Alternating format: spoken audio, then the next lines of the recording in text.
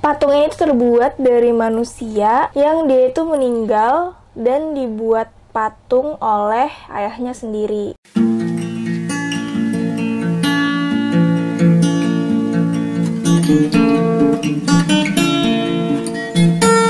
Halo semuanya, welcome back to my channel.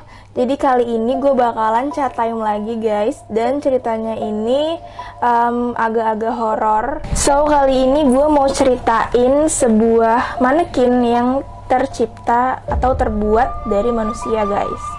Nah sebenarnya kenapa gue mau ngangkat cerita ini, karena di TikTok itu tuh lagi kayak viral tentang cerita manekin ini. Bahkan ada dibikin lagunya sendiri gitu loh guys. Mungkin nanti gue bakalan insert di video ini. Soalnya tuh kayak emang sedih banget gitu diceritainnya di situ, dan sangat menarik banget buat dibahas. Makanya hari ini gue bakalan bahas tentang manekin ini guys. Oh here we go, manekin La Pascualita. So kisah patung La Pascualita ini sangat melegenda di daerah Chihuahua, Meksiko guys. Tapi dia itu terkenal bukan karena kayak dia terbuat dari robot atau dari suatu teknologi yang canggih, tapi karena kisah kelam di baliknya guys. Soalnya katanya patung ini terbuat dari manusia yang dia itu meninggal dan dibuat patung oleh ayahnya sendiri. Jadi tuh kayak pas dia meninggal tuh tubuhnya diawetin sama orang tuanya, terus dijadiin patung di toko usaha orang tuanya sendiri gitu loh. Nah nggak tanggung-tanggung patung ini itu udah ada di toko itu selama 90 tahun sampai sekarang guys. Jadi tuh dia tuh kayak dipajang di sebuah toko pengantin. Cuman gue nggak tahu sih toko pengantinnya namanya apa. Tapi tuh emang manekinnya itu tuh cantik banget gitu loh guys. Bener-bener kayak yang gue lihat pun dari matanya, tangannya tuh sampai bener-bener kayak orang banget. Gue nggak pernah ngeliat manekin secantik itu dan sedetail itu guys. Dan emang benar aja, setiap orang yang lewat situ dia tuh bakal kayak salfok gitu loh sama kecantikannya, karena emang beda gitu, mukanya tuh beda. Dan katanya juga manekin ini punya banyak banget cerita mistis di baliknya guys. So kita akan mulai dari mana sih awal mula cerita ini. Kalau kalian engah, tadi gue udah bilang sempet kalau si manekin itu udah terpajang selama 90 tahun. Dan menurut gue itu salah satu kayak beda gitu loh. Gue gak pernah juga sih kayak tahu ada manekin yang dipajang selama itu. Bahkan umur dia pun sama orang tua gue tuh manekin gitu kan. Nah misteri ini tuh mulai mendapat perhatian ketika dia mulai dipajang guys, yaitu pada tanggal 25 Maret 1930. Dia dipajang di sebuah etalase toko gaun pengantin gitu. Dan dia tuh menggunakan gaun musim semi guys. Nah karena emang saking cantiknya tuh manekin ya kan, jadi tuh kayak orang-orang tuh salfok sama mukanya gitu.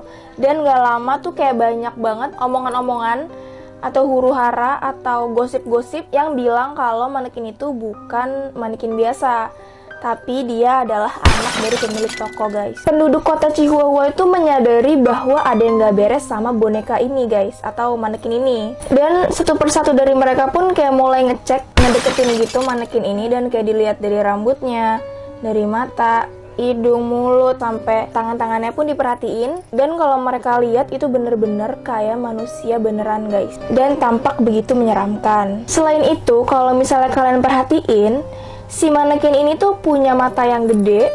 Terus tuh dia tuh punya urat-urat nadi di tangannya yang bener-bener kelihatan jelas. Dan sampai bener-bener detail, sampai garis-garis tangannya pun ada guys. Nah mulai dari situlah rumor-rumor tentang manekin ini merupakan manusia asli mulai tersebar guys.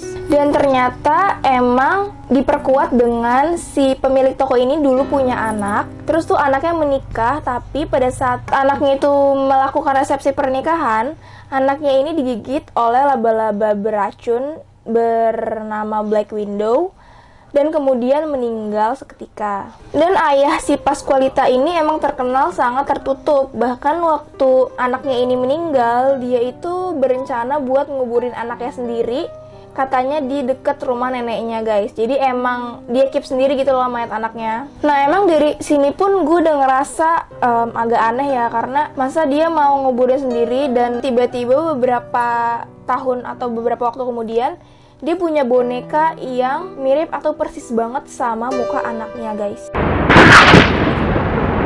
Nah, seiring berjalannya waktu, masyarakat itu kayak pada pengen banget melaporkan masalah ini kepada pihak berwajib. Cuman mereka tuh nggak punya bukti yang kuat gitu loh guys. Dan kalau dari pihak polisi tuh malah bilangnya mungkin emang ayahnya ini tuh bikin manekin yang mirip sama putrinya yang udah meninggal lewat fotonya. Makanya sampai bisa mirip kayak gitu.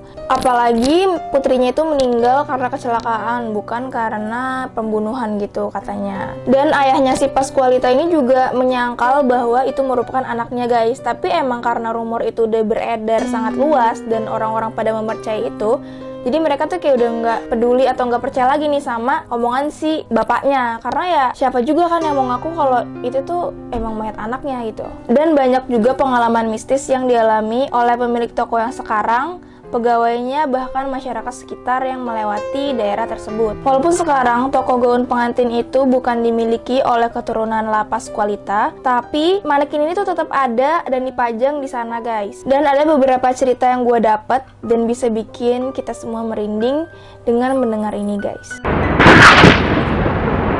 Ada yang bilang bahwa si La Pasqualita ini tuh bisa bergerak dan dia mengikuti orang yang lewat di sekitar toko tersebut guys. Ada juga yang pernah lihat kalau si Pasqualita ini tuh kayak menggeser dirinya sendiri pas malam-malam gitu. Jadi posisi dia tuh nggak seperti biasanya atau seperti semula. Dan ada juga nih seorang warga yang cerita kalau waktu itu dia lagi jalan-jalan sama temennya. Katanya mereka ini pernah melihat langsung sosok La Pasqualita ini.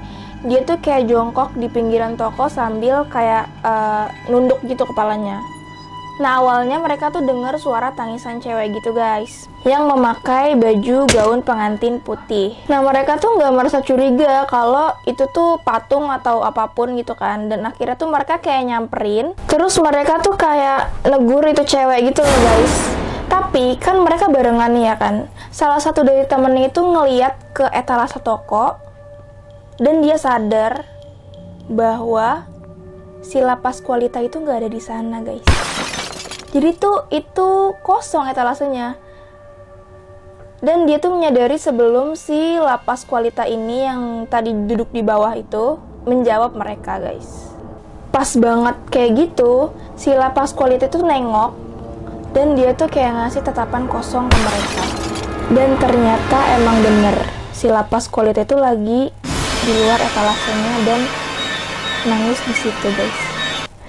Ih, anjir serem banget, gue kalau sendiri udah ngibrit kali tuh. Nah terus nih guys, kan karena emang si patung ini udah lama banget ada kan, berarti kan emang udah banyak banget tuh pelanggan atau karyawan toko yang kerja di situ. Mereka tuh juga merinding gitu loh guys setiap kali mengganti pakaian si Pasqualita ini. Nah saat mereka mengganti pakaian yang dikenakan oleh La Pasqualita ini, mereka bilang kalau kulitnya dia tuh bener-bener halus banget dan dia tuh punya pori-pori kayak kulit manusia beneran guys. Bahkan di betisnya tuh dia kayak punya urat-urat varises yang kelihatan dan sangat nyata. Dan kata mereka yang paling serem adalah ketika mereka mau nutup tokonya, mereka tuh seolah-olah kayak diliatin sama itu manekin.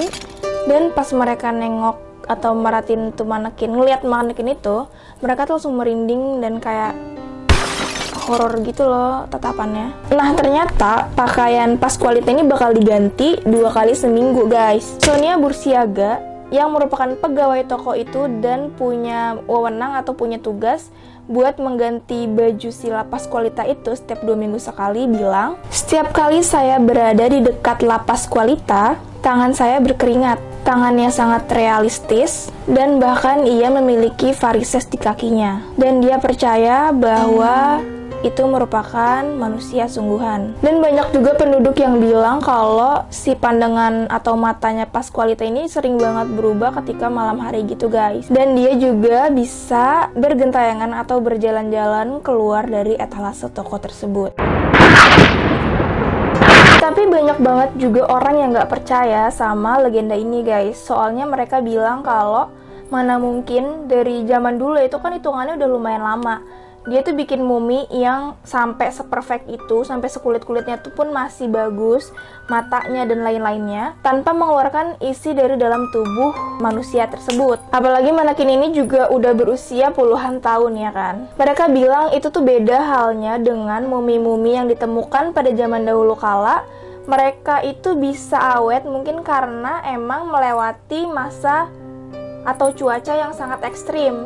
Jadi mereka bisa bertahan seperti itu guys. Nah karena cuaca ekstrim itu sehingga bakteri pengurai nggak bisa melakukan pembusukan kepada tubuh manusia itu guys. Tapi di luar itu semua, patung ini tuh kayak membawa berkah juga sama pemilik toko. Karena kan emang dengan legendanya itu, otomatis toko ini makin terkenal kan. Dan banyak banget turis-turis mancanegara yang datang ke situ cuman buat ngeliat si patung itu doang guys. Nah gue juga sempat nontonin video yang dia tuh ngelakuin wawancara sama pemilik toko itu dan pegawainya. Nah si pemilik toko itu bilang kalau pemilik toko yang dulu itu, aka bapaknya si lapas Kualita ini bilang kalau dia itu nggak bisa melupakan kematian putrinya, kayak belum ikhlas gitu loh guys. Sehingga katanya si putrinya itu dibalsem atau kayak diawetin oleh seseorang yang sangat terkenal pada masa itu, di masa French Embalmer, dan mengubah putrinya menjadi manekin di tokonya sendiri guys. Nah terus mereka juga nanya sama pegawai tokonya ini kan, kata pegawainya tuh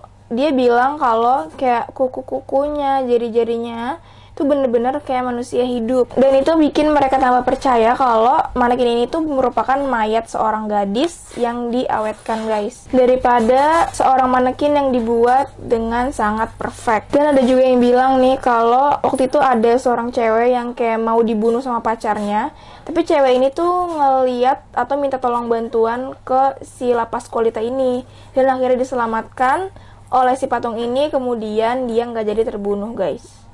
Gue nggak tahu sih kenapa ada cerita ini, random banget. Tapi nggak tahu ini tuh yang mereka ceritain gitu loh di sana.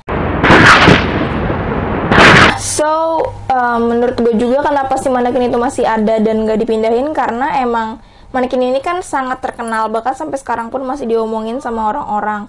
Banyak juga para wisatawan yang emang sengaja ke sana buat datang ngeliat tuh patung doang. Nah jadi si pemilik toko pun seneng gitu loh, karena kan ya udah tokonya jadi terkenal gitu ya kan, dan cantik juga manekinnya, ya kali dibuang. So terima kasih buat kalian yang udah nonton, jangan lupa di like dan di subscribe channel gue supaya gue lebih semangat lagi buat bikin videonya. Kalau misalnya ada saran atau masukan silahkan komen di bawah. Kalian pengen tahu cerita tentang apa? So see you on my next video, bye bye.